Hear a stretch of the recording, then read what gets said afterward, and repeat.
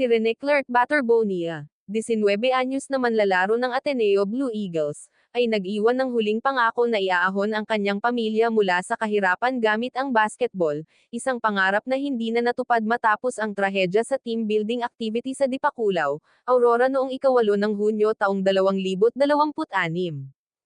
Para kay Rene Clark Baterbonia, ang basketball ay hindi lamang tungkol sa panalo kundi tungkol sa pangarap na makapagbigay ng mas magandang kinabukasan para sa kanyang pamilya.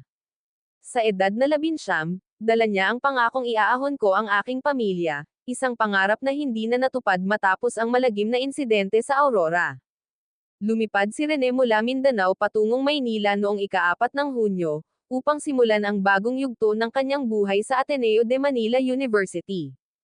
Ngunit makalipas lamang ang ilang araw, ang kanyang kinabukasan ay biglang naputol ng malunod sa isang team building activity sa Dipakulaw, Aurora. Si Rene ay produkto ng Ateneo de Davao at Talacogon National High School. Kilala siya sa kanyang disiplina at determinasyon, na nagdala sa kanya sa tagumpay sa Palarong Pambansa 2025, kung saan pinangunahan niya ang Davao Region sa gintong medalya at itinanghal na Most Valuable Player.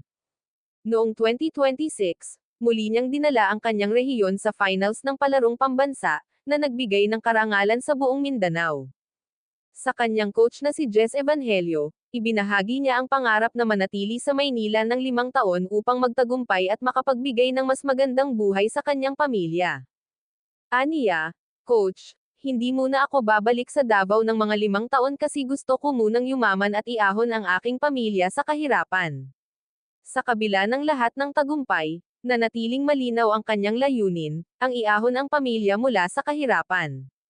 Habang nagdadalamati ang pamilya at komunidad, muling naaalala ang kanyang huling pangarap na iaahon ang pamilya, na ngayon ay nagsisilbing inspirasyon at paalala ng sakripisyo at pagmamahal ng isang anak para sa kanyang mga mahal sa buhay.